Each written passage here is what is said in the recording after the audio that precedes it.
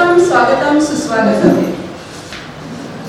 आईच्या प्रेमाने भारावलेला असा हा मनोरमा परिवार आणि आज सर्व माता भगिनी, ज्येष्ठ नागरिक आणि सर्व आई भगिनी, माता, सखी, सहेली, मैत्रिणी, बहिणी अशा सर्वांसाठी, तसेच आपले ग्राहक, ठेवीदार, कर्जदार आणि सर्व सन्माननीय सभासद यांच्यासाठी मनोरमा परिवार अंतर्गत मनोरमा मल्टीस्टेप तर्फे आज हा संक्रांत सणानिमित्त आपल्या सर्वांचा आवडीचा असा हळदी कुंकवाचा हा सन्मानाचा कार्यक्रम आणि तिळगुळ घ्या तिळगुळ गोड बोला आणि गोड तर आपण सतत बोलतच असतो, पण त्यानिमित्ताने आज संवाद साधण्यासाठी आपण हा एकत्र येण्यासाठी हा जो कार्यक्रम केलाय या कार्यक्रमात सर्वांचं मनोरमा मल्टीस्टेप तर्फे सहर्ष हार्दिक स्वागत करते.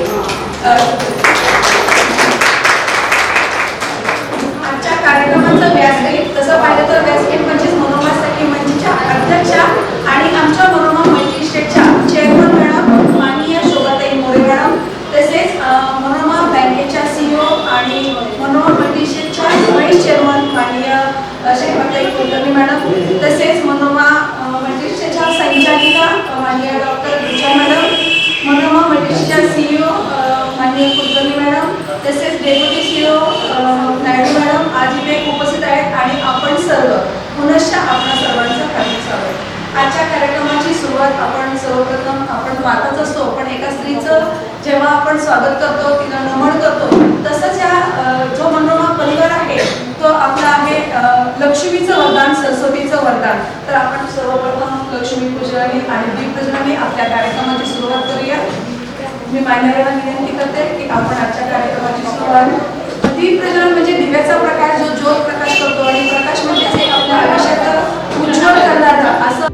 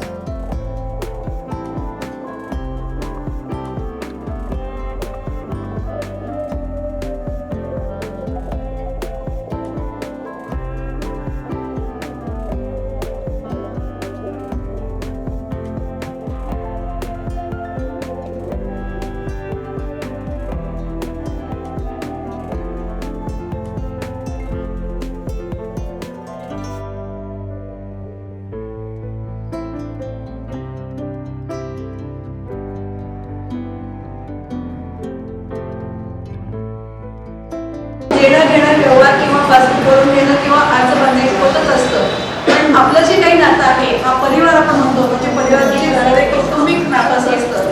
तर आपल्या परिवाराची थोडक्यात माहिती मी माननीय मनोरमा मल्टीस्टेपच्या CEO यांना विनंती करते की त्यांनी मनोरमा मल्टीस्टेपची माहिती थोडक्यात सांगावी, त्यासाठी त्या रूपामध्ये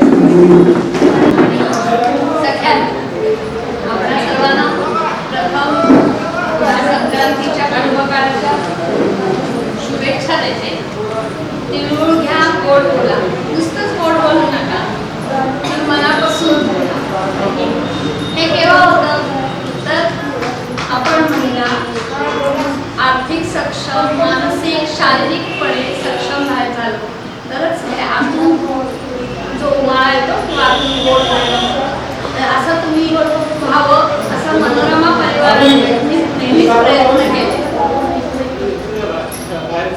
आता सध्या आर्थिक स्तरावर सक्षम व्हावं म्हणून खूप वेगवेगळे सेमिनार केले, व्याजदर कर्जांवरचे कमी केले, वेगवेगळ्या व्यवसायांना उद्योगधंद्यांना महिलांना कर्ज मिळावे असे प्रयत्न केलेले आहेत. तसेच डिपॉझिटचे सुद्धा व्याज, ठेवींवरचे व्याज वाढवून तुम्हाला जास्तीत जास्त सुरक्षितपणे ठेवी ठेवता यावा हा प्रयत्न मनोरमा परिवार नेहमीच करत आहे. या तुमच्या विश्वासामुळे आमच्यावरच्या जवळपास 500 कोटींचा ठेवीचा टप्पा आम्ही पार करत आहोत आणि 900 कोटी मिश्र व्यवसाय पार केलेला आहे.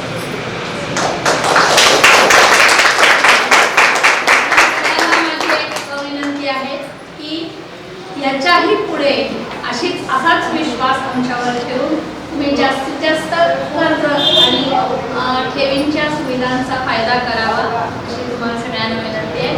आज आपल्या ह्या कार्यक्रमामध्ये सुसंवादाची देवाणघेवाण होणार आहे.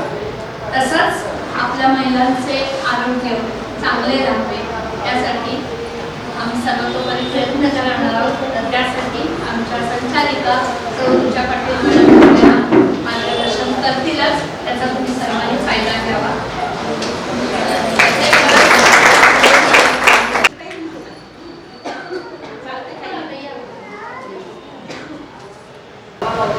मनोरमा बँक, आपण मनोरमा मल्टीस्टेट आणि मनोरमा ज्या पतसंस्था 6 पतसंस्था आहेत, तर मनोरमा बँकेच्या CEO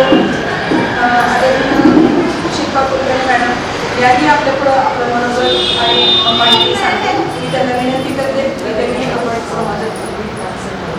नमस्कार. मी आज थोडक्यात मनोरमा परिवाराची माहिती देते. मनोरमा म्हणजे एका आईचं नाव आहे. मनोरमा बँकेचे संस्थापक चेअरमन सदाशिवराव मोरे मॅडम यांनी ही बँक 1997 साली सुरू केली.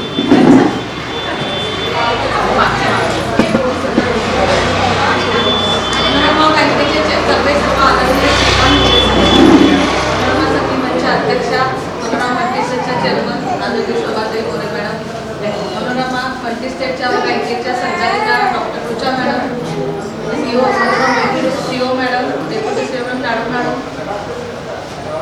मनोरमा परिवारची स्थापना 1997 साली मनोरमा बँकेपासून झाली. 1 कोटीपासून ठेवींना सुरुवात झाली की आज मनोरमा परिवार 2000 कोटींपर्यंत वाटचाल करत आहे. मनोरमा परिवाराला एकूण 27 वर्ष झाले सुरू होऊन. यामध्ये मनोरमा बँक, मनोरमा मल्टीस्टेट, मनोरमाच्या एकूण 6 संस्था आहेत. प्रिन्सिपल पतसंस्था, मनोरमा संस्था, मनोरमा महिला अशा इतर 6 संस्था मनोरमा परिवाराचा बिझनेस हा 2000 कोटींचा झालेला आहे. यामध्ये विशेष म्हणजे मनोरमा जे महत्त्वाचा मुद्दा आहे आपल्या बँकेचा, सतत 6 वर्ष NPA 0% आहे. कारण ठेवीला संरक्षण जे आहे ते आम्ही जे तुमच्या ठेवी घेत असतो तो आम्ही इन्व्हेस्टमेंट करत असतो, इतर लोकांना लोन देत असतो. तर त्यामध्ये आपण तुम्ही घाबरण्याची येणे, कारण मनोरमा परिवारातच आपला कायम वसुली जोरात चाललेली असते. त्यामध्ये NPA सगळ्यात RBIचं केंद्र सरकारकडनं आपल्याला कायम मान्यता मिळाली आणि हा मान्यता प्राप्त NPA आहे की असं खोटं वगैरे काही नाही की 0% NPA आमचं इन्स्पेक्शन असतं. यामध्ये RBIचं इन्स्पेक्शन असतं. यामध्ये आम्हाला ऑथराईज झाली की आणि सतत आता मनोरमा बँकेच्या 9 शाखा झालेल्या आहेत. मनोरमा NPA 0% किंवा 3% आतमध्ये CRAR जे पॅरामीटर्स असतात त्या पॅरामीटर्स जर असतील चांगले तर RBI दरवर्षी एक ब्रांच बँकेला सुरू करायला सांगते. त्यानुसार आता आमची मनोरमा बँकेची 9वी शाखा निंबर्गी येथे सुरू झाली. अशा दरवर्षी मनोरमा बँकेच्या 1 शाखा तर कंपल्सरी सुरू होतात आणि आम्ही जर अजून एखादी मागितली तर ती RBI परमिशन देतो, कारण आमचे सगळे पॅरामीटर्स हे RBIच्या पूर्ण ह्याच्यामध्ये बसलेले आहेत. मनोरमा बँकेचा व्यवसाय हा 1000 कोटींनी क्रॉस झालेला आहे आणि परिवाराचा 2000 कोटी झालेला आहे. यामध्ये परिवारामध्ये 400 कर्मचारी कार्यरत आहेत. मनोरमा बँक, मल्टीस्टेट आणि पतसंस्था असा हा 400 कोटींचा व्यवसाय. 400 कर्मचारी मनोरमा परिवारात काम करतात. यामध्ये प्रति कर्मचारी व्यवसाय मनोरमा बँकेचा 17 कोटी आहे, मल्टीस्टेटचा 5 कोटी आहे. अशा म्हणजे कमी कर्मचाऱ्यांमध्ये आम्ही हा परिवार मोठ्या चांगल्या पद्धतीने चालू करतोय. त्यामध्ये सगळ्यांना आवाहन करते की आपण जे निश्चितपणे आमच्याकडे डिपॉझिटच्या स्वरूपामध्ये ठेवावं, छोटी छोटी कर्ज द्यावे. आम्ही बचत गटांच्या माध्यमातून सुद्धा आम्ही कर्ज वाटप करतो. मॅडम मला थोडक्यात माहिती देतीलच की आमच्यामध्ये म्हणजे महिलांना सक्षमीकरण करणं हा सगळ्यात मोठा हेतू आहे. महिलांनी आपल्यामध्ये एकत्र यासाठीच आपला हळदी कुंकूचा कार्यक्रम आपण करतो. सगळ्यांनी आपल्याकडे यावं अशीच इच्छा व्यक्त करते आणि 2 शब्द सांगते. मनोरमा बँकेचे सर्वेसर्वा माननीय श्रीकांतजी मोरे साहेब यांच्या मार्गदर्शनाखाली आज परिवाराचा 0% सलग 6 वर्ष 0% NPA झालेला आहे. त्यामुळे जोरदार टाळ झाला पाहिजे की या परिवारात आपण आहोत. त्यानंतर मी माननीय संचालिका मॅडम ज्या डॉक्टर आहेत, खरं स्त्रियांचं लक्ष असतं की आपलं हेल्थ कसं असावं आणि आपला आहार कसा असावा. तर या संदर्भात ते आपल्याला मार्गदर्शन करतील आणि आपल्याशी संवाद साधेल. तर मी त्यांना विनंती करते की आपण उपस्थितांशी संवाद साधावा. मांगल्ये शिवे सर्वार्थ साधिके शरण्ये त्र्यंबके गौरी नारायणी नमोस्तुते. देवी मातेला वंदन करून सुरुवात करूया. मला एक प्रश्न मी डॉक्टर साहेब की तुम्ही तुमची काळजी कशी घेता, तुमची हेल्थ कशी बघता? पहिला तुम्ही काळजी घेता का? सगळेजण घेतात का? मग मी सांगते तशी घेतली तर बऱ्यापैकी मदत होते कमी व्हायला. एक महिला जर सक्षम असेल तिचा परिवार हा नेहमी समृद्ध असतो. मग त्यासाठी आपण काय करूया त्या 4 गोष्टींमध्ये मी डिवाइड करते. पहिलं लहान मुलं, एज ग्रुप आपण पकडूया 0 ते 10 वर्षापर्यंत. तर या सध्याला इन्फेक्शनचं प्रमाण एवढं वाढतं आहे की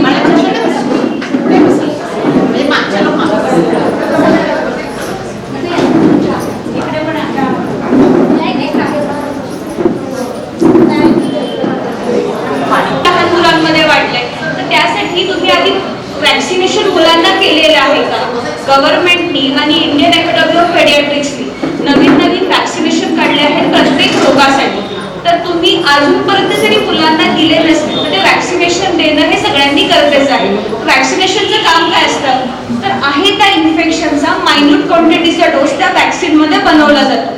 तो आपल्या बॉडीमध्ये ॲज अ डेड म्हणून ते सोडतात. आणि मग ज्या वेळेस तुम्हाला इन्फेक्शन होतं त्याच्या आधी ते वॅक्सिन त्याच्यासाठी अँटीबॉडी तयार होते. तुम्हाला जर परत कुठल्या त्या रोगाचं इन्फेक्शन झालं तर आपली बॉडी त्याला लढण्यासाठी स्वतःच सैन्य बनवते. त्यामुळं त्याची तीव्रता कुठलं इन्फेक्शन असं नाही की तो आजार होणार नाही, आजार होणार, पण त्या आजाराची जी तीव्रता असते ती तीव्रता त्यांनी कमी होते. त्यामुळे तुम्ही प्रत्येक मुलांना वॅक्सिनेशन देणं गरजेचं आहे. ते तुम्ही घेऊन घ्या. त्याच्यानंतर तुम्ही मुलांना सेफ हायजीन प्रॅक्टिस म्हणजे तुम्ही शाळेतनं आलाय, हातपाय धु, फ्रिक्वेंट हँड वॉश करा. त्याच्यानंतर तुम्ही शिंकताय, खोकताय तर तुम्ही तोंडावरती हात ठेवा, इमिडिएट हँड वॉश करा, छोटंसं एक सॅनिटायझर कॅरी करा. गर्दीच्या ठिकाणी जाताय तर तोंडाला मास्क बांधा. असे छोट्या प्रिकॉशन्स तुम्ही मुलांना देऊ शकता. त्याच्यानंतर सध्याला लहान मुलांमध्ये स्ट्रेस हा प्रमाण खूप वाढलाय. काही मुलांमध्ये एवढा शाळेचा अभ्यासाचा स्ट्रेस असतो. रिसेंटलीच अशा काही घटना झाल्या आहेत की लहान मुलांमध्ये अगदी स्ट्रोक किंवा हार्ट अटॅक सुद्धा आलेला आपल्याला दिसलेला आहे. मग तुम्ही यासाठी काय करू शकता की मुलांना कुठलाही एक खेळ खेळायला लावा, त्यांना मैदानावरती घेऊन जावा. जे त्यांच्या मनाने त्यांना करायचं ते त्यांना एक तासभर त्यांच्या मनासारखं खेळू देत. दुसरी गोष्ट सध्याला स्क्रीन टाइम, मोबाईल ऍक्टिव्हिटीज या खूप दिसतात. आता हे बंद करू शकता का? 50% हो म्हणते, 50% तुम्ही नाही म्हणते नाही.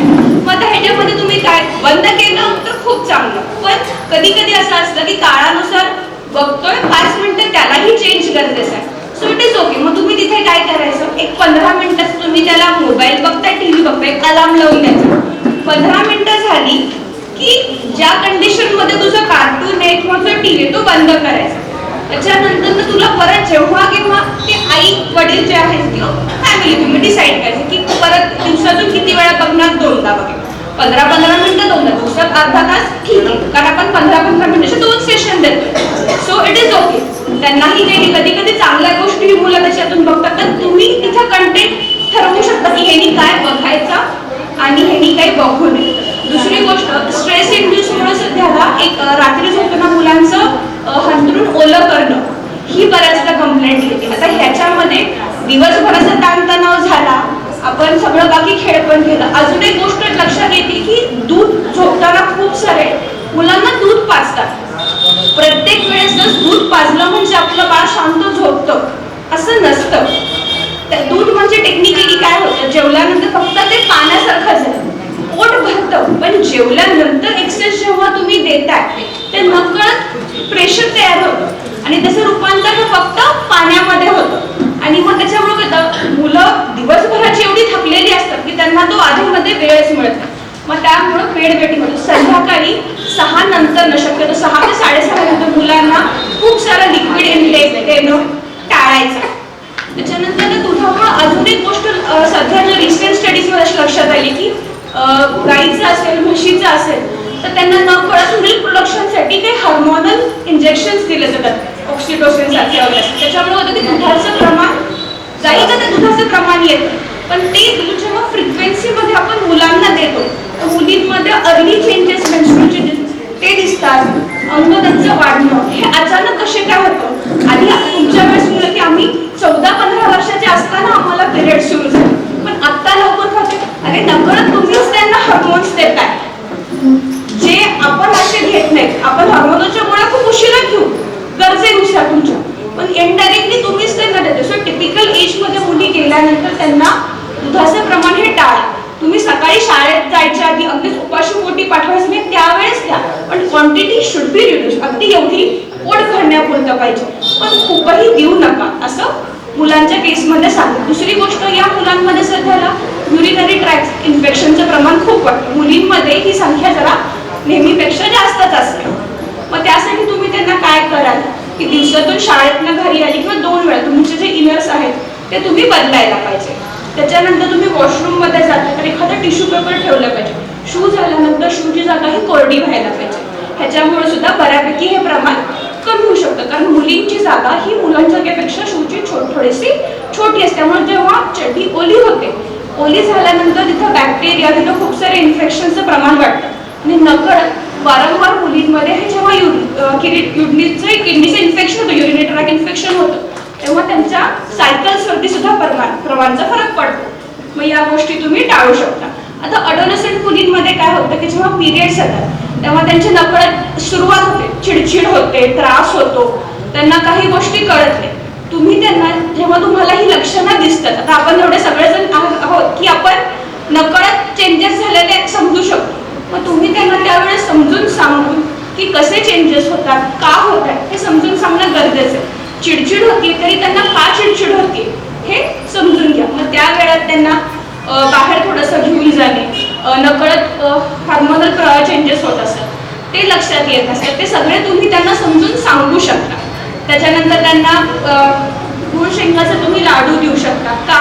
कारण त्याच्यातून आयर्न, जेव्हा ब्लड लॉस एक्सेस होतो तेव्हा त्यांच्या शरीरातलं आयर्नचं प्रमाण हे कमी होतं. सो तुम्ही तिथं त्यांना आयर्न वगैरे म्हणून गुळ शेंगाचे देऊ शकता. तुम्ही त्यांना ओले खजूर देऊ शकता, बिटाची कोशिंबीर, असे खाण्यामध्ये वेगळे वेगळे चेंजेस तुम्ही करू शकता. अगेन ह्याच्यामध्ये खूप हेवी एक्सरसाइज नाही, पण एक वॉक म्हणा, घरच्या घरी चक्कर म्हणा, बाहेर तेवढे तुम्ही चेंजेस त्याच्यामध्ये करू शकता. त्याच्यानंतर दुसरं झालं, आता आपण एक रिप्रोडक्टिव्ह फेज म्हणून होतो. रिप्रोडक्टिव्ह फेज म्हणजे कसं, त्यांना वयाची 20 वर्ष ते 40 वर्ष लग्नापासूनचा ही पिरियड आता सुरू होतो, फेज सुरू होते. मग ह्याच्यामध्ये जर तुम्हाला कन्सिव्ह करायचं असेल तर तुम्ही आधी प्री मेडिकेशन्स काही घेणं गरजेचे असतात, काही टेस्ट करणं गरजेचे असतात. त्या टेस्ट तुम्ही वेळच्या वेळेस करून, त्या टेस्टमध्ये जसं झालं CBC, कॅल्शियम आणि टॉर्च इन्फेक्शनची टेस्ट होते. या टेस्ट तुम्हाला तुमचे कन्सिव्ह होण्यासाठी मदत, का तुम्हाला काही त्याच्यानंतर इन्फेक्शन होऊ शकतो का, किंवा तुम्ही थोडे दिवस थांबायला हवं का, यासाठी मदत करतात. ते सोडून आता या एजमध्ये टिपिकल PCOS, PCOD असे प्रॉब्लेम. PCOS म्हणजे काय, तर पॉलिसिस्टिक ओव्हेरियन सिंड्रोम आणि पॉलिसिस्टिक ओव्हेरियन डिसीज. ह्याच्यामध्ये काय होतं, तर आपल्या बॉडीमध्ये साधारण युट्रसमध्ये थोडीशी सिस्ट फॉर्मेशन बनते, त्याच्यामुळे येतात, मग हळूहळू त्याचं रूपांतर सिस्ट प्रमाण जास्त वाढतं, तेव्हा ब्लिडिंग होत नाही, अचानक लठ्ठपणा वाटतो, एक्सेसिव्ह वेट गेन होतो, टिपिकल या गोष्टींमुळे होतो. मग ह्यासाठी चेंजेसमध्ये तुम्ही काय, तुमचं लाईफस्टाईल मॉडिफिकेशन पाहिजे आणि डायटरी चेंजेस. मी शेवटी सांगेन की कसं डायटरी चेंजेस तुम्ही आणि मॉडिफिकेशन ह्याच्यामध्ये करायला पाहिजे.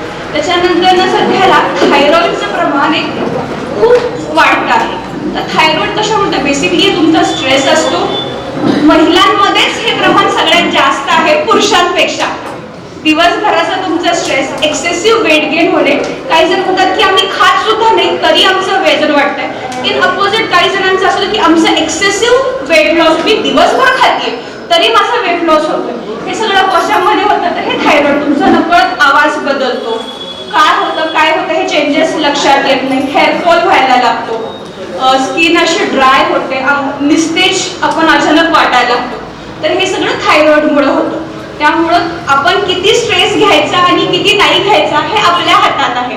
त्याच्यानंतर ना मेनोपॉजची सिमिलर ह्याच्यामध्ये असंच होतं की जेव्हा तुमचे टिपिकल 40 नंतर तुम्ही उलटले जाता, तुमच्या अंगावरती अचानक कधी पांढरा रक्तस्राव होतो, कधी खूपच ब्लिडिंग होतं किंवा कधी काहीच होत नाही अचानक. हे जेव्हा तुमच्याकडे पिरियड संपायला जातात, अंग दुखणं, हाडं दुखणं, अचानक मानेत किंवा कमरेत पुसण भरणं, हे सगळे चेंजेस ह्याच्यामध्ये होतात. तर या सगळ्यासाठी तुम्ही काय करायला पाहिजे, तर स्वतःचं इयरली काही चेकअप्स करायला पाहिजे. पहिलं म्हणजे आपण म्हणतो CBC, कम्प्लीट ब्लड काउंट. त्याच्यामध्ये तुम्हाला ॲनिमिया आहे का नाही कळेल, HB, रक्ताचं प्रमाण, हिमोग्लोबिनचं प्रमाण किती आहे हे तुम्हाला लक्षात येईल. दुसरं म्हणजे तुम्ही कॅल्शियम, तुमचं वय, जसं वय वाटतं प्रत्येक व्यक्तीचं तुमच्या बॉडीतलं कॅल्शियमचं प्रमाण हे कमी होतं, मग ते तुम्ही प्रमाण चेक करायला पाहिजे. व्हिटॅमिन Dचं करायला पाहिजे. त्याच्यानंतर तुम्ही थायरॉइडची सुद्धा टेस्ट न चुकता, कारण सगळ्यात कॉमन आपल्याकडं थायरॉइडचं प्रमाण जास्त दिसते, हे तुम्ही वर्षातनं एकदा अगदी स्वतःच्या बर्थडेला जरी केलं न चुकता तरी चालू शकतं. दुसऱ्यांचा बर्थडे जाऊ दे, स्वतःच्या बर्थडेला स्वतःची आपण टेस्ट करून घेतली तर खूप छान वाटतं. एक पेशंट आले होते माझ्याकडे, रिक्षा ड्रायव्हर होते. म्हणलं काय मुलाचा बर्थडे, आज काय स्पेशल करणार? मॅडम मी माझ्या मुलाचा फक्त हेल्थ चेकअप करायला तुमच्याकडे आलोय, कारण मी बाकी काही नाही करू शकत पण मी ह्याचं हेल्थ चेकअप नक्की करू शकतो. खूप चांगली गोष्ट आहे की आपण स्वतःचं ऍटलिस्ट हेल्थ चेकअप एकदा तरी स्वतःच्या मुलांचं तरी करायलाच पाहिजे, ही सध्याची गरज. डायटरी चेंजेस आणि लाईफस्टाईल मॉडिफिकेशन. डायटरी चेंजेस मध्ये काय करा, तर तुमचं डाएटमध्ये साधारण बॅलन्स डाएट असलं पाहिजे. दिवसभरामध्ये तुम्ही छोटे छोटे, एका वेळेस बसला तर खूप खचून नाही जायचं, छोटे छोटे फीड्स घ्या दिवसातून 3-4 वेळेस. Any form of your exercise, ते तुमचं वॉकिंग असेल, जॉगिंग असेल, तुम्ही बसून प्राणायाम करताय, गप्पा मारत फोनवरती मैत्रिणीशी बोलत फिरताय, still it is okay, but that is any form of exercise. कारण तुम्ही फोनवर बोलताय मैत्रिणीशी, ते तुम्हाला आनंद मिळतोय, नकळत तुमचं चालणं पण होतं, सो तुमची बॉडी हॅपी हार्मोन रिलीज करते, तो सुद्धा तुमच्यासाठी चांगला आहे. जमत असेल तर मेडिटेशन करा, त्यांनी अजून तुम्हाला मदत होईल. तुमच्या खाण्यामध्ये फायबर्सचं प्रमाण, म्हणजे तुम्ही एखादं फळ दिवसातून खा, जेवताना गाजर, काकडी, कोशिंबीर, सगळ्यात आपली ट्रॅडिशनल गोष्ट, ती तुम्ही प्रमाण तसं खाऊ शकता. असं तुम्ही छोटे छोटे चेंजेस केले तर तुम्हाला खूप मदत होईल. या सगळ्यामध्ये एक्सरसाइज करणं खूप गरजेचं आहे. ॲटलिस्ट दिवसातनं 30 मिनिट स्वतःला वेळ तुम्ही द्या. तुम्हाला जे आवडेल ते त्या 30 मिनिटांमध्ये तुम्ही ती एक्सरसाइज केली तर त्यांनी तुम्हाला खूप मदत होईल. त्याच्यानंतर वर्षामध्ये तुम्ही स्वतःचं पॅप स्मिअर नावाची तपासणी असते, जी सर्वायकल कॅन्सरसाठी आपण 40 नंतरच्या महिलांसाठी रिकमेंड करतो. तर ती पॅप स्मिअर, मॅमोग्राफी या सुद्धा तुम्ही करायला पाहिजे. दुसरं महत्त्वाचं म्हणजे एक सर्वायकल कॅन्सरसाठी HPV नावाची वॅक्सिन आहे, ह्युमन पॅपिलोमा व्हायरस. ती आपण वॅक्सिन म्हणतो की मुलांना साधारण 9 वर्षापासून ते लग्नाच्या आधी पहिल्या दिवशीपर्यंत तुम्ही ही वॅक्सिन कधीही घेऊ शकता. आता ही वॅक्सिन फक्त मुलींनी नाही तर ही वॅक्सिन मुलांनी सुद्धा घेणं इक्वली गरजेचं आहे. का गरजेचं आहे? कारण सध्या शास्त्रज्ञांनी असं सांगितलेलं आहे की तुम्ही फक्त मुलींना वॅक्सिनेशन देताय, मुलांचं काय, मुलां थ्रू सुद्धा इन्फेक्शन स्प्रेड होतोय, मुलांमध्ये सुद्धा कॅन्सरचं प्रमाण तेवढंच वाढतंय. त्याच्यामुळं तुम्ही दोघांना इक्वली ही वॅक्सिन देणं गरजेचं आहे. त्याचे डिटेल्स तुम्ही कधीही माझ्याकडे येऊ शकता, ते मी तुम्हाला OPD मध्ये नक्की देईन. Thank you so much. सगळ्यांनी काळजी घ्या, आनंदी राहा. धन्यवाद. अशा अगदी छोट्या छोट्या टिप्स ज्या महिलांना आवश्यक आहेत, तसंच आपल्या मुलांसाठी सुद्धा आवश्यक आहेत अशा सुंदर टिप्स आणि माहिती आणि मार्गदर्शन आपल्याला माननीय डॉक्टर रुचा मॅडम यांनी केलेलं आहे. यानंतर योगा संदर्भात मी डॉक्टर विमल ढेरे यांना विनंती करते की त्यांनीही मार्गदर्शन करावं. योगा टीचर आहे, योगशास्त्रामध्ये मी MA केलेलं आहे, योगा थेरपिस्ट आहे, फेस योगा ट्रेनर आहे. माझे योगाचे क्लासेस चालतात ऑनलाईन आणि ऑफलाईन. तर प्रथम मला आज इथं येण्याची संधी आपल्या मनोरमा बँकेच्या अध्यक्षा आणि माझ्या चांगल्या मैत्रीण, तसेच त्या माझ्या चांगल्या मला उत्स्फूर्तपणे प्रतिसाद देणाऱ्या कुठल्याही कार्यामध्ये अगदी आमची ऑनलाईनच भेट झाली, पण योगायोग इतका छान आहे की मला त्यांचं सहभाग लाभला. तर मनोरमाताई, मी तुमचं धन्यवाद देते की मला इथं 2 शब्द बोलण्याची संधी तुमच्यामुळं आज मिळते. सगळ्यात महत्त्वाचं म्हणजे मी सुरुवातीला योगच आहे तर पाठ सर्वांनी मान सरळ स्ट्रेट बसा जरा. येस. दोन्ही हात जिथे आहात तिथे व्यवस्थित स्थिर ठेवा. फक्त सहजरित्या पाठ डोळे क्लोज करा. संपूर्ण शरीर शिथिल करायचा प्रयत्न. संपूर्ण लक्ष श्वासाकडे. दीर्घ आणि खोल श्वास घ्या. दीर्घ आणि खोल श्वास सोडा. प्रथम आपण 3 ओंकार फक्त म्हणूया.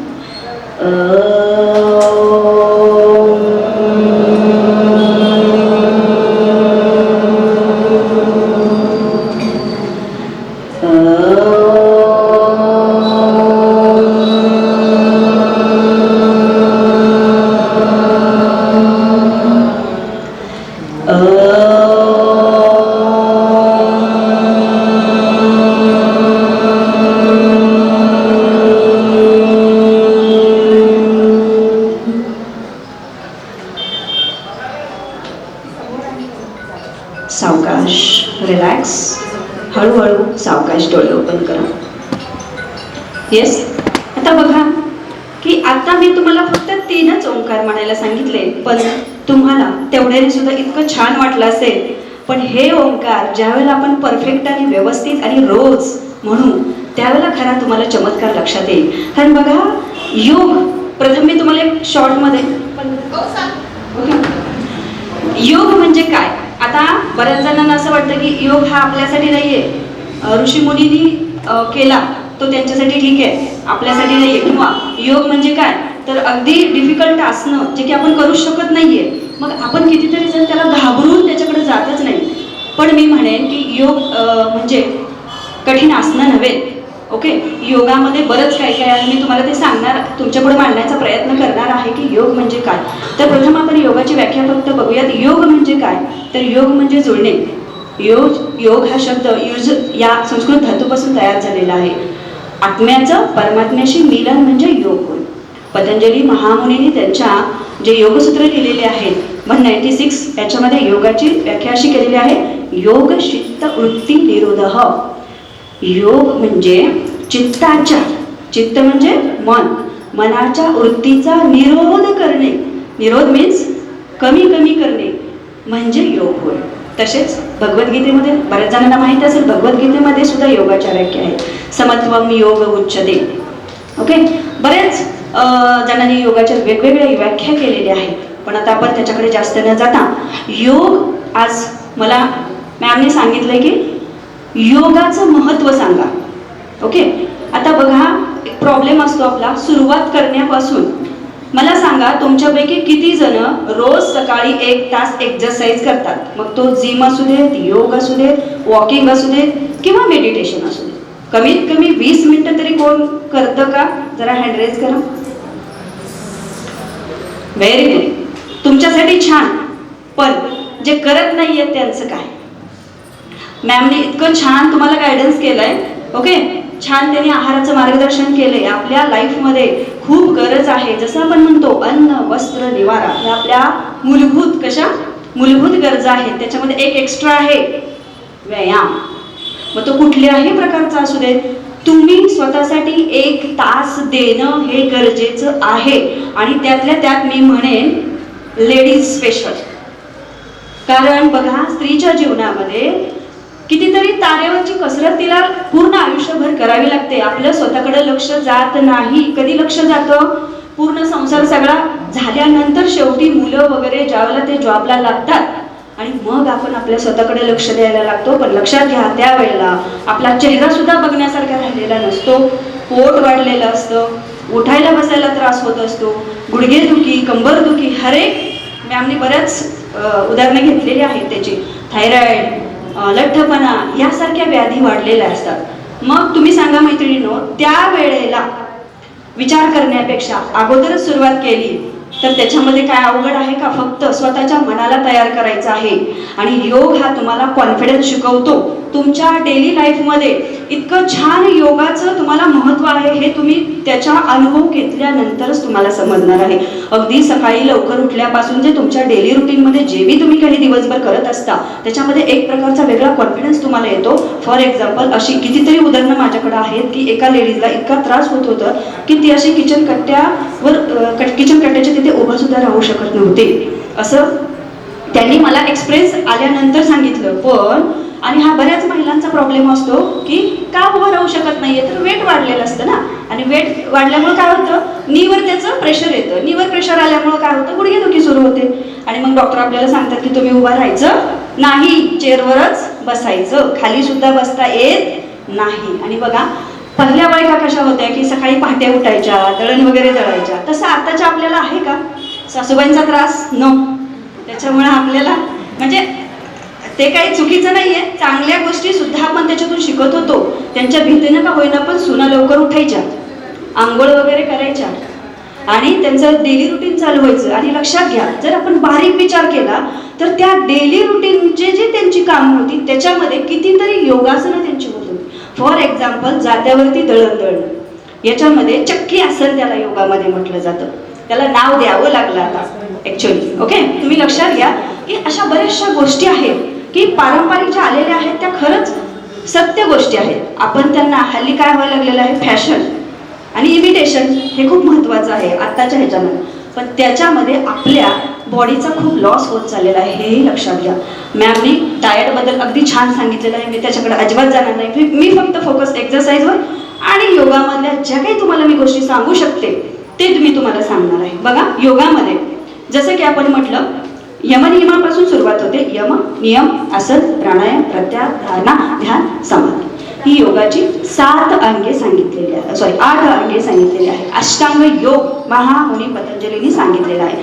यम म्हणजे काय? समाजामध्ये राहत असताना ज्या काही गोष्टीचं आपण पालन करतो त्याला यम म्हणायचं. फॉर एक्झाम्पल, आपण रोडनी चाललोय आणि सिग्नल पडला, थांबावं लागतं की नाही, ते झालं यम. नियम, स्वतःच्या वैयक्तिक जीवनामध्ये, पर्सनल लाईफमध्ये काही गोष्टी आपल्याला पाळाव्या लागतात. सकाळी उठणे, आंघोळ करणे, टॉयलेट, बाथरूम जे काही असेल ते, हे म्हणजे नियम, प्रार्थना वगैरे. त्याच्यानंतर आसन, सगळ्यात महत्त्वाचं म्हणजे आता योगाला सुरुवात झाली पहा. आसन, आसन म्हणजे काय? कोणत्याही स्थितीमध्ये असणे म्हणजे स्थिती, आसनाची स्थिती, टू बी, होणे, असणे.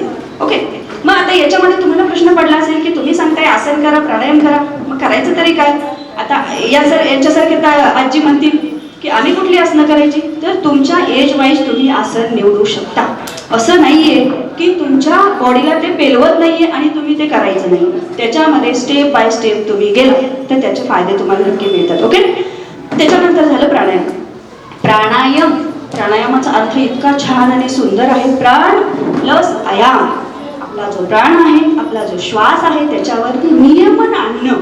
बघा, सकाळी उठल्यापासून म्हणजे ॲक्च्युली आपण जन्माला आल्यापासून मरेपर्यंत त्या दोन्हीचं हे जे आहे ते म्हणजे लाईफ असतं. पण माणूस जन्माला येतो तो श्वास घेऊनच जातो, तो श्वास सोडून. पण या श्वासाकडे आपण कधी बघतो का? बघा. पण प्राणायामामध्ये जाणीवपूर्वक तिथं बघितलं जातं. म्हणजे श्वास सावकाश, जसं की आता मी म्हटलं, दीर्घ श्वास घ्या, दीर्घ श्वास सोडा.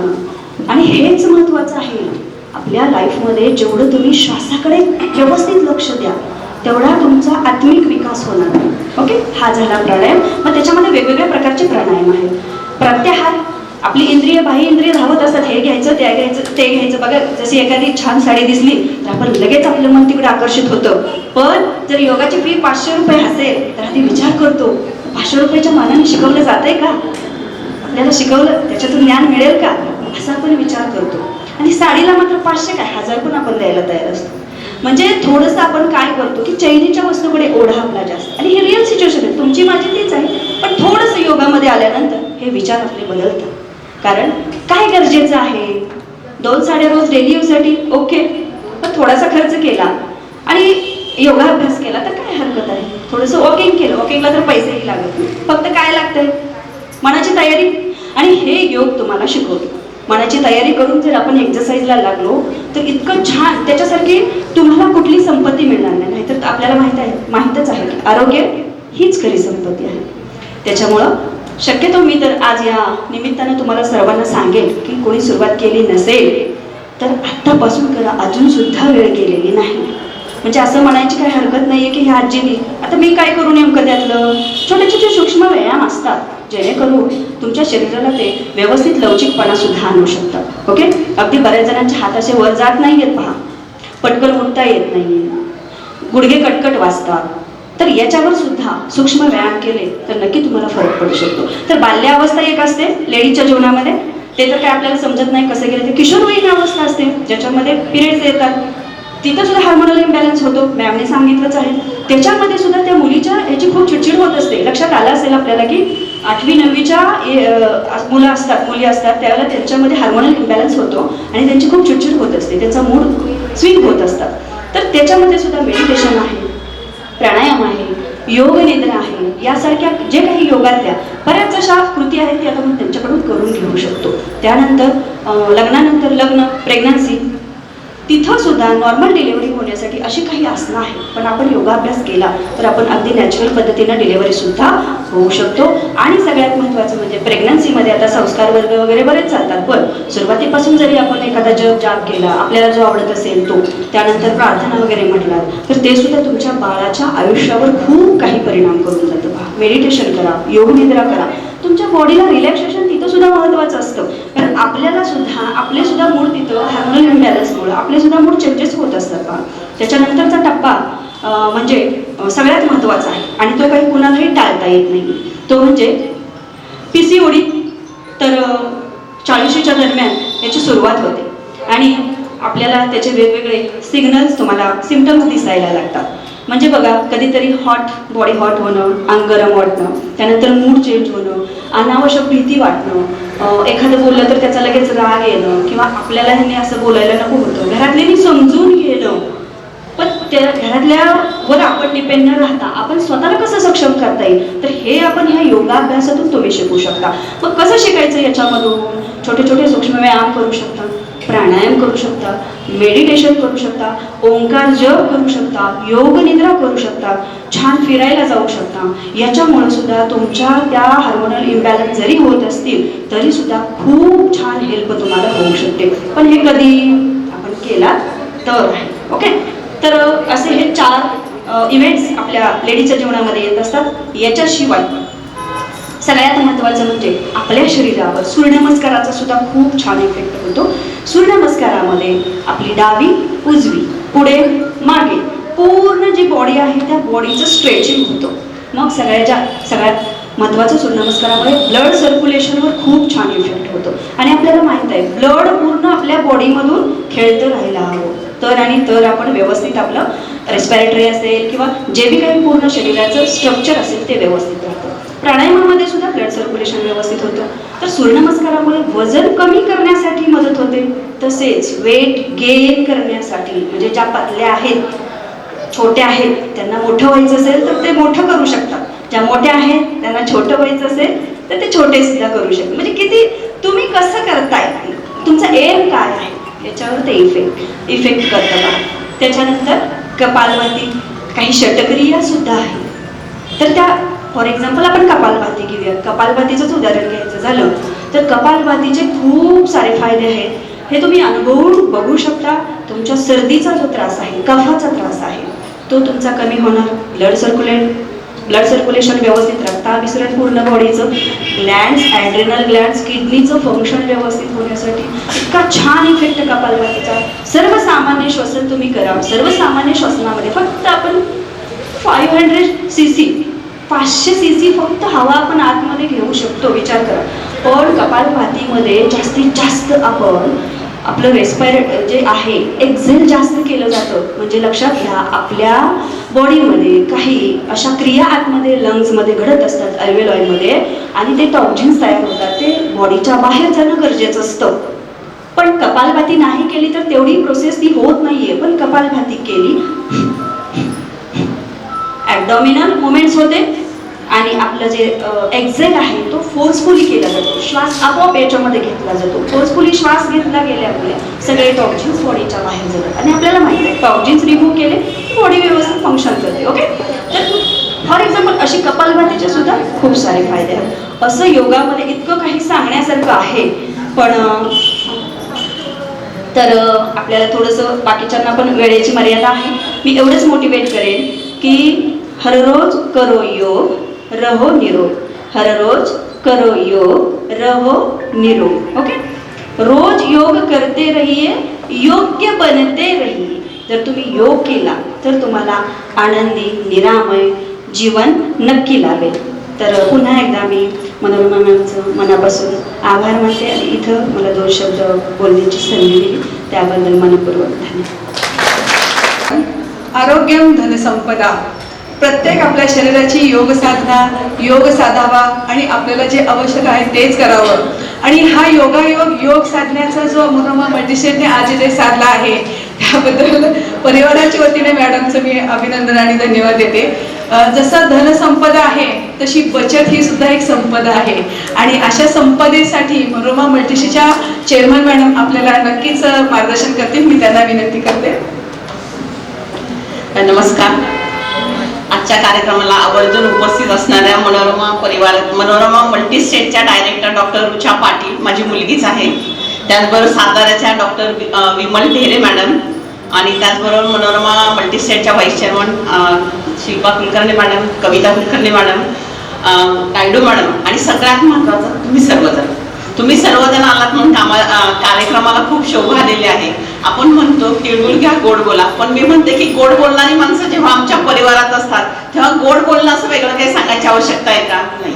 आणि तुम्ही गोड बोलता म्हणूनच मला वाटतं की आपल्यामध्ये एक सुसंवाद व्हावा म्हणून तुम्ही इकडे आलेला आहात. माझ्या डोक्यात कालच विचार आला की आपण तिळगुळ समारंभ केला, हळदी कुंकाचा समारंभ केला तर सगळ्या जणी येतील, पण त्याबरोबर मला महिलांच्या आरोग्याची जागृती करता येईल याच्यासाठी माझ्या डोक्यात विचार आला. त्यामुळे मी काल बऱ्याच डॉक्टरांना फोन केले. त्यात पहिला नंबर डॉक्टर रुचा पाटील यांचा लागला. आणि मला असं वाटतं की आपण सगळ्यांवर प्रेम करतो. आपल्या मुलांनी किती आपण अडचण देत, घाईत असू देत, मुलांनी एखादी गोष्ट मागितली मला हे पाहिजे तर आपण आपल्याला बाजूला ठेवतो आणि त्याचं काम करतो. अगदी आपल्याला बरं नसलं तरी आपण सगळ्यांसाठी करतो, पण आपण स्वतः झोपतो का? नाहीये.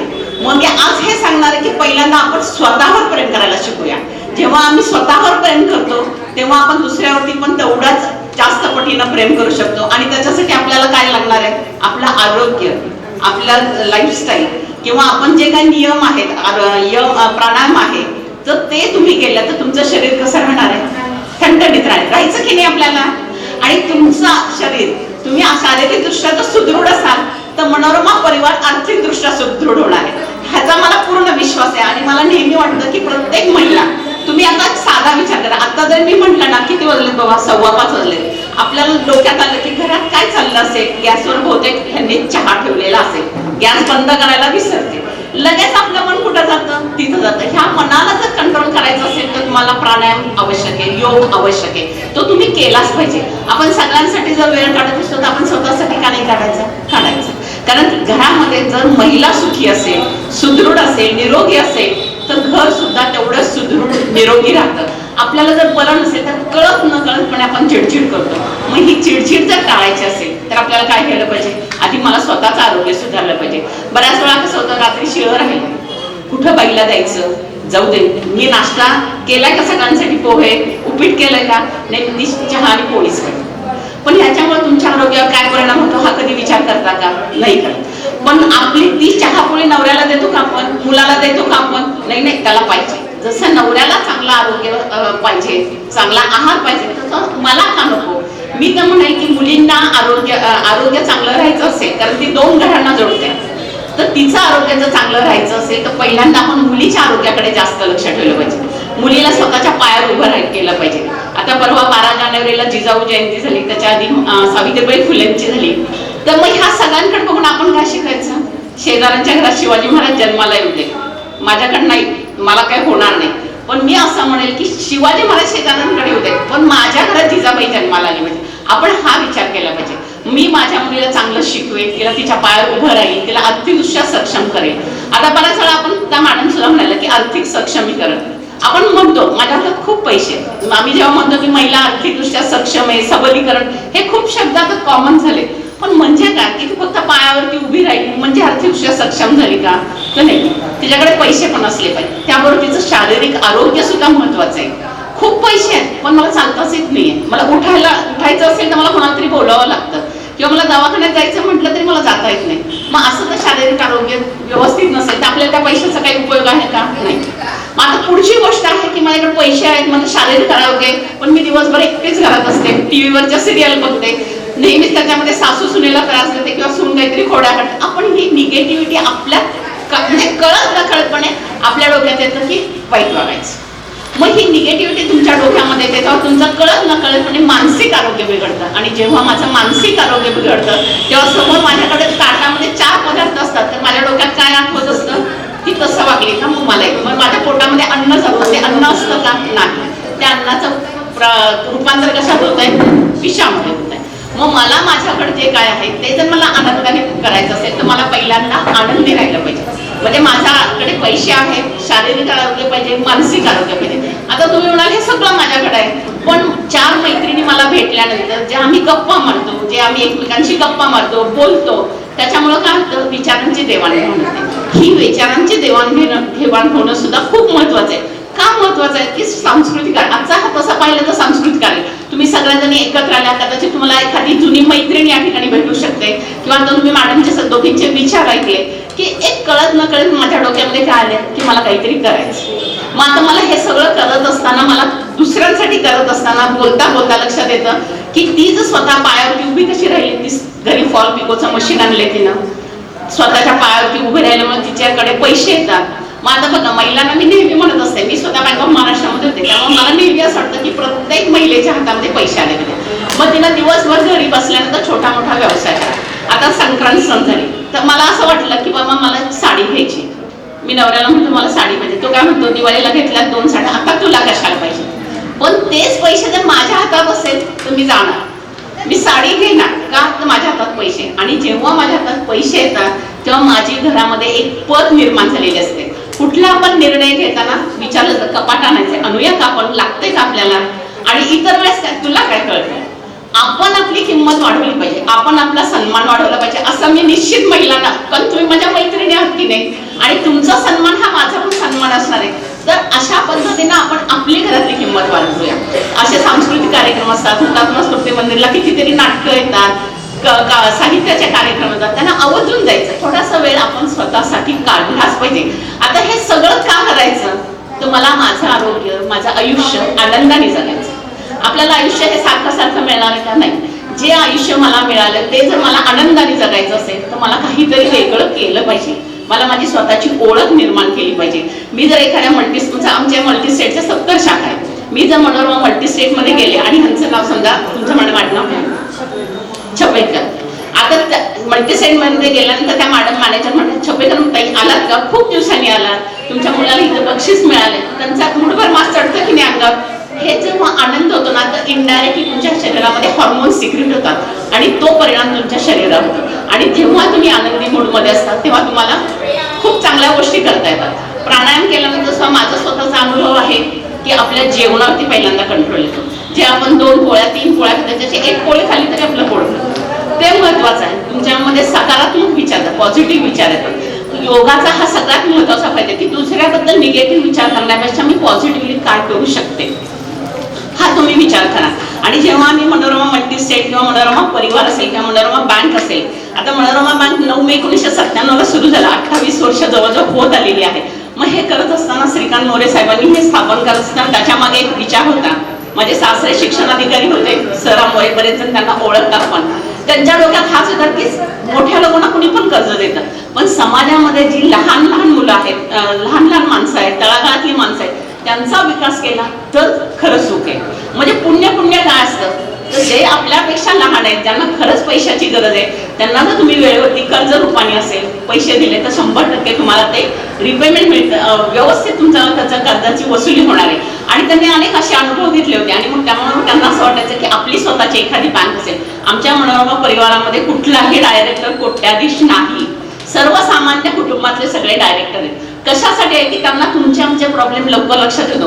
जो एसी गाडीतून फिरतो त्याला उन्हाने किती त्रास होतोय, घाम आल्यानंतर आम्ही यांना वारा घेऊ शकतो, हे कधी कळतं?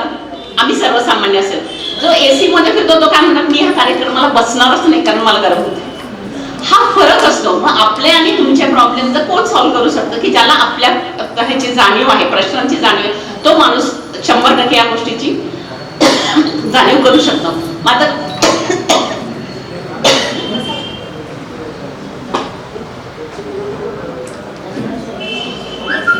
बऱ्याच वेळा आपण पेपरमध्ये बातम्या खूप ऐकतो, आम्ही इथे पैसे ठेवले अहो ते तर आता आम्हाला पण बऱ्याच वेळा फोन येतो. आम्ही आता एक नवीन स्कीम काढलेली आहे, चेअरमन मी झाल्यानंतर मला असं वाटलं की खूप लोकांशी आपण संवाद साधूया. बरेच सिनियर सिटीजन मोरे साहेबांना भेटतात की साहेब व्याजावरती आमचा संसार चालू आहे. मग त्यामुळे आम्ही आता काय केलं, फेब्रुवारी 8 पर्यंत 11% व्याजदर ठेवीवर ठेवलेला आहे. त्याचा उद्देशच हा आहे की तुमचं पुढचं जे भविष्य आहे, कारण त्यांचं ऍक्च्युली व्याजावरती घर चालतं, त्यांना हे खूप गरजेचं आहे. नॅशनल बँकांमध्ये 7-8% व्याजदर आहे. त्यामुळे कारण सगळी संवाद घेऊ शकतो, पैशाचं घेऊ शकतो का आपण नाही. मग त्याच्यामुळे मी ही स्कीम केली आहे आणि त्याच्यामध्ये अगदी 10 वर्षाच्या मुलापासून 90 वर्षाच्या ह्याच्यापर्यंत आम्ही 11%च व्याजदर देतो. हे फक्त फेब्रुवारी पर्यंत स्कीम ठेवली. मग हे कशासाठी करायचं की जेव्हा मी माझ्या समाजातल्या महिला असतील किंवा ह्यांच्यासाठी जर मी चांगलं काही विचार केलं तर आपोआप तुमच्याकडे मला त्याच पद्धतीचं रिटर्न सुद्धा येणार आहे. मग ह्या सगळ्या गोष्टींचा तुम्ही विचार करा. तुम्हाला कर्ज पाहिजे असेल, 30,000 असेल, 50,000 असेल, 90,000 असेल, तुम्हाला आम्ही तात्काळ कर्ज देतो. त्यासाठी काय पाहिजे तुम्हाला, तुम्ही आमच्याकडे सेविंग खातं उघडलं पाहिजे, तुम्ही आमचे सभासद झाला पाहिजे, तुम्ही शेअर होल्डर झाला. सभासद म्हणजे शेअर होल्डर आणि सहकारी संस्थेचा मूळ आत्मा काय की तुम्ही सभासद आहात. मग 1,000चं सभासदत्व तुम्ही घेतला की तुम्ही आमचे सभासद झाला. मागच्या वर्षी मनोरमा मल्टीस्टेटनं 10% आणि मनोरमा बँकेने 12% डिव्हिडंड सभासदांना दिलेला आहे. एवढा डिव्हिडंड देणार आहे आणि 1997 पासून कंटिन्युअसली मनोरमा बँक डिव्हिडंड देते. ही सुद्धा एक आनंदाची गोष्ट आहे. आता तुम्ही म्हणाल की यांनी सांगितलं 6 वर्ष म्हणत एनपी आमचा 0% आहे. आम्ही कुठल्याही कर्जदारांना कर्ज द्यावंच लागतं कारण तुमच्या ठेवींचं व्याज आम्हाला द्यावं लागतं.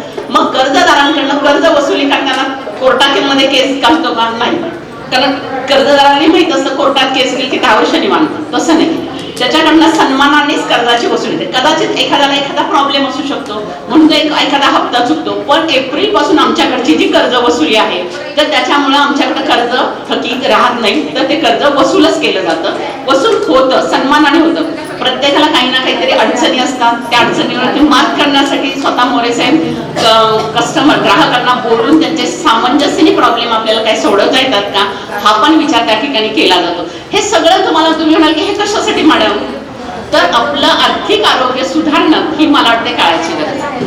आपण बऱ्याच वेळा काय होतं की सगळ्या गोष्टी करतो पण आपलं आर्थिक आरोग्य जर बिघडलं तर आपण कुठल्याही गोष्टीचं काही करू शकत नाही. कारण जेव्हा मी बँक ऑफ महाराष्ट्रामध्ये होते कोरोनाच्या काळामध्ये अगदी मी अभिमानाचे होते, मी महिला आहे याचा मला अभिमान आहे. सगळ्या महिलांच्या अकाउंटला बॅलन्स होता, पुरुषांच्या अकाउंटला बॅलन्स होता आणि ते पैसे साठवलेले पैसे. आणि तुम्हाला माहिती आहे की नवऱ्याने 5,000 जरी मला पगार हातात दिला महिन्यासाठी त्यातले मी 500 रुपये तरी वाचवले. हा आपला उपजत गुण आहे. काटकसर आपण स्वतःहून करतो. मग ही काटकसर जर तुम्ही आर्थिक संस्थेत ठेवली, आमच्याकडे रिकरिंगची खाते, आता समजा 500 रुपयाचं रिकरिंग तुम्ही उघडलं, 10 वर्षासाठी उघडलं, 10 वर्षानंतर तुम्हाला 1 लाख रुपये मिळणार. आता मला कोणीतरी 1 लाख रुपये देईल का मागितलं होतं, पण मी तर आज माझ्या भविष्याची गुंतवणूक करायची ठरवली, 500 रुपये मी दरमहा भरेल, 10 वर्षानंतर 500 रुपये बाजूला काढू शकते. अगदी दिवसाचे ठरवून काढले तरी सुद्धा मी काढू शकते. मग अशी छोटी छोटी गुंतवणूक केली तर आपल्याला निश्चित त्याचा भविष्यासाठी फायदा होतो. माझा मुलगा 2 वर्षाचा आहे, 12वीला गेल्यानंतर त्याला डोनेशन द्यावंच लागेल, मग कुठून आणायचे, मग मी आत्ताच थोडीशी बचत करेल. On the spot education loan मिळतं, त्याला तुम्हाला व्याज भरायला लागतं.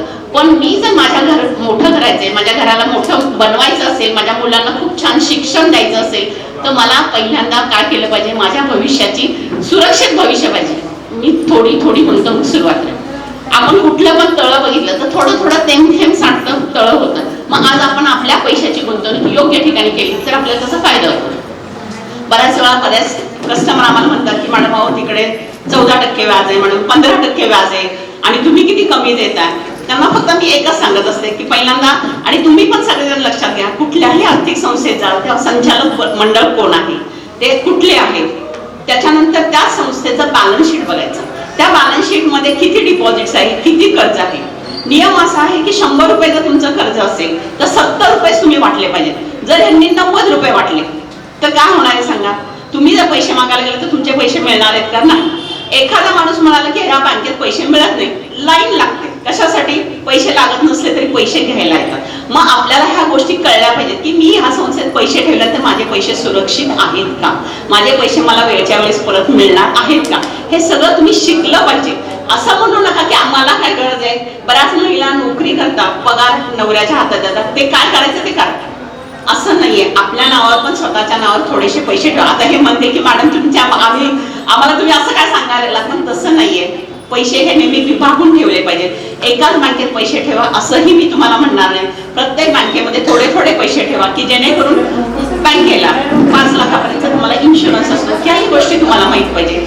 सगळ्यात महत्वाचं की तुम्ही RBIच्या तुम्ही ऍडव्हर्टाईज बघता की तुम्ही जाणकार व्हा. म्हणजे आता नॉमिनी आहे, आपल्या दोघांचं जॉईंट अकाउंट आहे, काय गरज आहे नॉमिनीला? नाही, नॉमिनी लावा. का? तर तुमच्या नंतर ते पैसे आरामामध्ये जो कोणी तुमचा नॉमिनी आहे त्याला ते मिळणार. ही गोष्ट खूप छोटी आहे, पण तुम्ही तुमच्या आरोग्याची काळजी घ्या. एक डायरी करा. बऱ्याच लोकांची बऱ्याच बँकेत खाती असतात. त्या डायरीमध्ये काय ना, माझं मनोरमा बँकेत हे अकाउंट आहे, मल्टीस्टेटमध्ये इथं आहे, एवढे डिपॉझिट आहे, माझं LIC पॉलिसी आहे. बऱ्याच लोकांना LIC पॉलिसी आहे हे घरातल्या मुलांना माहीत नसतं आणि इन केस जर काही प्रॉब्लेम आला तर ते अडचणीत येतात. म्हणजे पैसे असून सुद्धा ते त्याचा उपयोग करू शकतात का? नाही करू शकत. मग माझ्याकडे काय आहे, बऱ्याच लोकांचे लॉकर्स असतात बँकेमध्ये, पण घरी माहीत असतं का? नाही. बऱ्याच महिलांच्या नावाने डिपॉझिट असतं, घरी माहीत नसतं आणि नंतर तर ते पैसे काय होतं, RBI काय करते, अनक्लेम डिपॉझिट आहेत का, 10 वर्ष कुणी आला नाही का कस्टमर, आम्हाला पाठवा.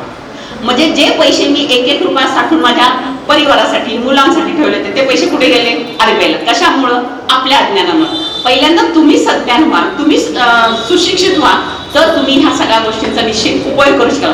मी हळदी कुंकाला सुद्धा हा कार्यक्रम ठेवायचा, तुमची जनजागृती, आरोग्य जागृती करायचा उद्देश माझा हाच होता की माझ्या सगळ्या महिला ह्या जागृत असल्या पाहिजेत.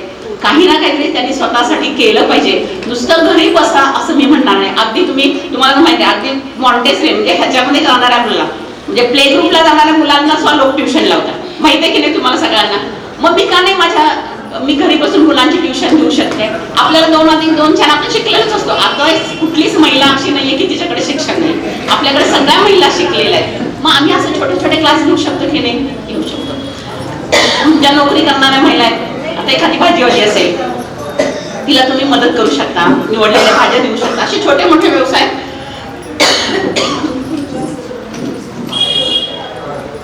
करू शकता. इथं ज्या तरुण मुली आहेत, मॅडमनी पण त्याचा उल्लेख केला की आपली मुलं मोबाईलवरती काय बघतात, युट्यूबवरती काय बघतात, तर मोबाईलचं सुद्धा आपल्याला ज्ञान असणं गरजेचं आहे. मॅडमने सांगितलं अलाराम लावा, पण लहान मुलं ऐकत नाही. आता आईच म्हणते बाबा तू रडतोयस का, तू जेवत नाहीस का, घे मोबाईल.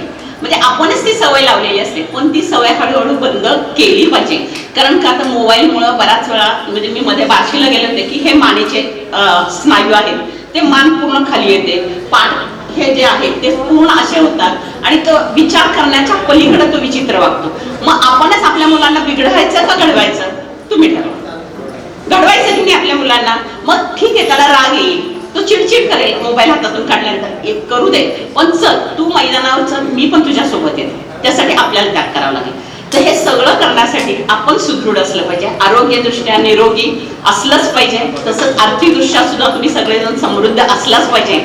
जेव्हा मी घरी गेल्यानंतर माझ्या डोक्यात येतं की मी एखाद्यासाठी खूप छान काम केलं, त्याशी मला रात्री शांतपणे झोप लागते. माझ्या अकाउंटला किती बॅलन्स आहे हे महत्वाचं नाही, पण मला रात्री जर शांत झोप लागली पडल्या तर ते माझ्यासाठी सगळ्यात मोठं सुख असतं. आणि असं सुखी होण्यासाठी तुम्ही सगळ्याच दृष्टीने सक्षम व्हा अशी विनंती करून